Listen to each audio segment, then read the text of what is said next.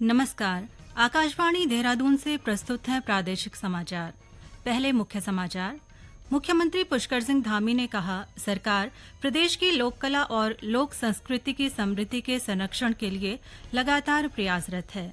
सहकारिता मंत्रालय देश भर के सभी प्राथमिक कृषि ऋण समितियों के डिजिटलीकरण की प्रक्रिया को जल्द पूरा करेगा।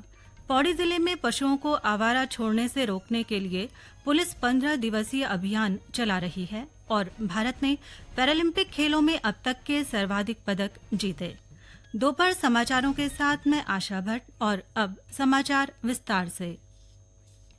मुख्यमंत्री पुष्कर सिंह धामी ने कहा है कि सरकार प्रदेश की लोक कला और लोक संस्कृति की समृद्धि के लिए लगातार प्रयासरत है।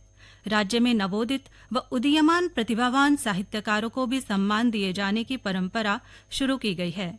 लोक कलाकारों की सूची तैयार कर उन्हें प्रोत्साहित कर सहायता प्रदान की जा रही है।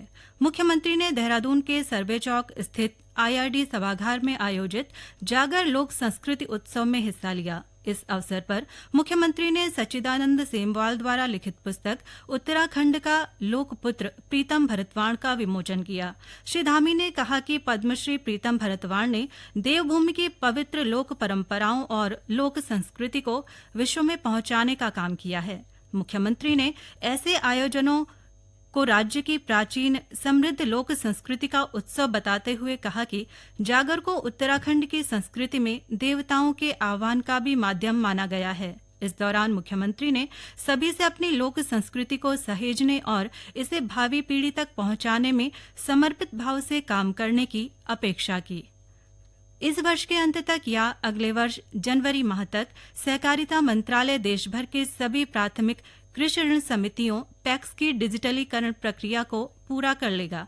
सहकारिता मंत्रालय के सचिव डॉक्टर आशीष कुमार भूटानी ने कहा कि देश भर में 2 लाख नए बहुउद्देशीय पैक्स का गठन करने पर ध्यान केंद्रित किया जा रहा है। नई दिल्ली में सहकारिता के क्षेत्र का विकास, आत्मनिर्भरता के लिए पैक्स को सशक्त बनाना विषय पर हितधारकों के व्यापक परामर्श का आयोजन किया गया। इस अवसर पर सचिव डॉक्टर आशीष कुमार भूटानी ने कहा कि सहकारिता मंत्रालय की योजना अगले 5 वर्षों के भीतर डेयरी और मत्स्य पालन सहकारी समितियों के रूप में 2 लाख नए पैक्स विकसित करना है। श्री भूटानी ने कहा कि सरकार न्यूनतम समर्थन मूल्य MSP पर किसानों से मक्का की खरीद के लिए प्रतिबद्ध है। उन्होंने सभी किसानों से इथेनॉल सम्मिश्रण कार्यक्रम के अंतर्गत राष्ट्रीय सहकारिता उपभोक्ता संघ NCCF और भारतीय राष्ट्रीय कृषि सहकारी विपणन संघ नेफेड पर पंजीकरण कराने का आग्रह किया ताकि उन्हें बिना किसी बाधा के उनकी फसल का उचित मूल्य प्राप्त हो सके। उत्तराखंड पुलिस महानिदेशक अभिनव कुमार ने नई दिल्ली में केंद्रीय गृह सचिव गोविंद मोहन से शिष्टाचार मुलाकात की। इस दौरान श्री कुमार ने भारतीय न्याय संहिता के क्रियान्वयन से संबंधित विषय पर केंद्रीय गृह सचिव से चर्चा की। उन्होंने प्रदेश में महिला सुरक्षा को प्राथमिकता देने के लिए विशेष अभियान और योजनाओं की रूपरेखा पर भी बात की। साथ ही राज्य पुलिस में सुधार के लिए उठाए जा रहे कदमों और केंद्र सरकार से अपेक्षित सहयोग पर भी बातचीत हुई। मुलाकात के दौरान उत्तराखंड पुलिस बल को अत्याधुनिक तकनीक और प्रशिक्षण के माध्यम से और अधिक सशक्त बनाने पर जोर दिया गया। केंद्रीय गृह सचिव गोविंद मोहन ने राज्य की कानून व्यवस्था, विशेषकर महिला सुरक्षा को और मजबूत बनाने के लिए केंद्र सरकार की ओर से हर संभव सहयोग का आश्वासन दिया।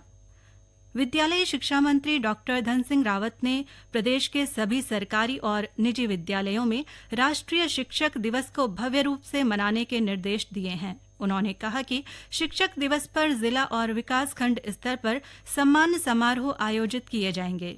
इसमें राष्ट्रीय और राज्य स्तर पर अपने अपने विद्यालयों में उत्कृष्ट कार्य करने वाले शिक्षकों को सम्मानित किया जाएगा। शिक्षक दिवस पर सभी स्कूलों में भाषण, चित्रकला, गायन व वाद विवाद प्रतियोगिता आयोजित करने को भी कहा गया है। शिक्षा मंत्री ने कहा कि शिक्षक जीवन में आने वाली चुनौतियों से लड़ना सिखाते हैं और भविष्य के बेहतर निर्माण के लिए प्रेरणा देते हैं। कुमाऊं विश्वविद्यालय नैनीताल के DSB परिसर में भौतिक विज्ञान विभाग की ओर से भारत की अंतरिक्ष यात्रा विषय पर कार्यक्रम का आयोजन किया गया।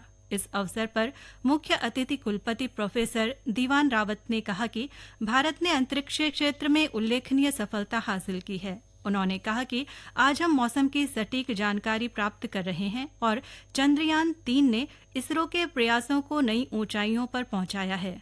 कार्यक्रम में विद्यार्थियों ने इसरो के विभिन्न अंतरिक्ष कार्यक्रमों को नाटक के माध्यम से दर्शाया। साथ ही इस कार्यक्रम में भारतीय महिलाएं और आदित्य L1 के विषय के संबंध में भी जानकारी दी गई। ये समाचार आकाशवाणी के देहरादून केंद्र से प्रसारित किए जा रहे हैं। ताजा समाचार के लिए आप हमारे सोशल मीडिया X व Facebook page Akashvani news Uttarakhand को फॉलो कर सकते हैं। साथ ही ये समाचार हमारे YouTube channel Akashvani news Uttarakhand पर भी उपलब्ध हैं। पौड़ी जिले में पशुओं को आवारा छोड़ने से रोकने के लिए सभी थाना प्रभारियों द्वारा 15 दिवसीय अभियान चलाया जा रहा है। इस अभियान के अंतर्गत पशुपालकों को पशुओं का पंजीकरण करने के लिए प्रेरित किया जाएगा। आवारा पशुओं की वजह से जिले में यातायात अवरुद्ध हो जाता है, जिससे कई बार बहुत लंबा जाम भी लगता है और दुर्घटना की भी आशंका रहती है। आवारा पशुओं की रोकथाम पर जिले के वरिष्ठ पुलिस अधीक्षक लोकेश्वर सिंह ने बताया कि पशुपालकों को जागरूक करने के लिए पशुपालन विभाग की भी सहायता ली जा रही है। पशुओं को सड़क पर आवारा छोड़ने वाले व्यक्ति के विरुद्ध उत्तराखंड गोवंश संरक्षण अधिनियम 2015 के अनुसार कार्यवाही की जाएगी। पौड़ी पुलिस के द्वारा एक गोवंश जो आवारा पशु जो सड़कों पे घूम रहे हैं उनकी चेकिंग पर एक हमारा विशेष अभियान चल रहा है, जिसमें जो भी गोवंश या कोई भी पशु सड़कों पर विचरण कर रहे हैं इनके मालिकों का हमारे द्वारा चालान किया जा रहा है। इसमें चालान अभी हमारे द्वारा जितने भी आवारा पशु हैं उनकी टैगिंग के माध्यम से उनका डिटेल हम लोगों ने ले लिया है और इनकी जो ऑनर्स हैं उनका हम लोग डिटेल पशुपालन विभाग के माध्यम से निकाल रहे हैं और ऐसे ऑनर्स की हम लोग गोवंश संरक्षण अधिनियम के अंतर्गत कार्रवाई। राज्य के विभिन्न हिस्सों में आज हल्की से मध्यम बारिश हो रही है। प्रदेश में कहीं कहीं मूसलाधार बारिश की भी खबर है। राजधानी देहरादून में आज सुबह से लगातार हो रही बारिश के कारण कुछ स्थानों पर जलभराव देखने को मिला, जिससे आवाजाही करने वाले लोगों को परेशानियों का सामना करना पड़ा। मौसम विभाग के अनुसार बारिश का ये दौर आने वाले दिनों में भी जारी रह सकता है। विभाग ने अगले 2 दिनों में भी राज्य के अधिकांश हिस्सों में हल्की से मध्यम और कहीं-कहीं भारी बारिश की संभावना जताई है। उधर उत्तरकाशी के वरुणावत पर्वत से कल देर शाम तक एक बार फिर से भूस्खलन हुआ। हालांकि भूस्खलन से नीचे आबादी वाले क्षेत्र में किसी नुकसान की खबर नहीं है। जिलाधिकारी डॉक्टर मेहरबान सिंह बिष्ट ने बताया कि खतरे की जद में आने वाले सभी भवनों को खाली करवा दिया गया है। उन्होंने बताया कि सभी लोगों को सुरक्षित धर्मशालाओं में शिफ्ट किया गया है। जिलाधिकारी ने बताया कि BRO, NDRF, SDRF और पुलिस को भूस्खलन पर नजर रखने और सतर्क रहने को कहा गया है। केदारनाथ धाम पर आने वाले यात्रियों के लिए अच्छी खबर है। छोटे वाहनों के लिए 1 से 2 दिन के भीतर कुंड स्थित मोटर पुल खुल जाएगा। इसके बाद सभी छोटे वाहन इस पुल से आवाजाही कर सकेंगे। यदि राष्ट्रीय राजमार्ग की ओर से पुल की क्षमता ठीक होने की रिपोर्ट दी जाती है तो बसों का संचालन भी इसी रूट से किया जाएगा।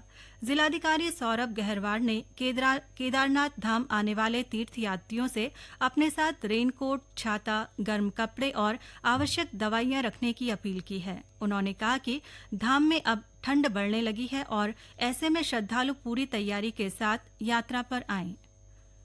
पेरिस पैरालंपिक में भारत ने कल 5 पदक जीते। इसके साथ ही भारत के कुल पदकों की संख्या 20 हो गई है, जिसमें 3 स्वर्ण, 8 रजत और 9 कांस्य पदक शामिल हैं। भारत का पैरालंपिक के इतिहास में अब तक का ये सर्वश्रेष्ठ प्रदर्शन है। इससे पहले भारत ने टोक्यो पैरालंपिक खेलों में 19 पदक जीते थे। सरोवर नगरी नैनीताल में थीम बेस्ड सौंदर्यीकरण का काम शुरू हो गया है। इसके तहत शहर के विभिन्न स्थानों पर आकर्षक म्यूरल्स लगाए जा रहे हैं। इससे नैनीताल की सुंदरता बढ़ेगी और देश दुनिया को पर्वतीय संस्कृति की झलक भी देखने को मिलेगी। अंत में मुख्य समाचार एक बार फिर। मुख्यमंत्री पुष्कर सिंह धामी ने कहा, सरकार प्रदेश की लोक कला और लोक संस्कृति की समृद्धि के संरक्षण के लिए लगातार प्रयासरत है। सहकारिता मंत्रालय देश भर के सभी प्राथमिक कृषि ऋण समितियों के डिजिटलीकरण की प्रक्रिया को जल्द पूरा करेगा। पौड़ी जिले में पशुओं को आवारा छोड़ने से रोकने के लिए पुलिस 15 दिवसीय अभियान चला रही है और भारत ने पैरालंपिक खेलों में अब तक के सर्वाधिक पदक जीते। इसके साथ ही प्रादेशिक समाचार का ये बुलेटिन समाप्त हुआ। नमस्कार।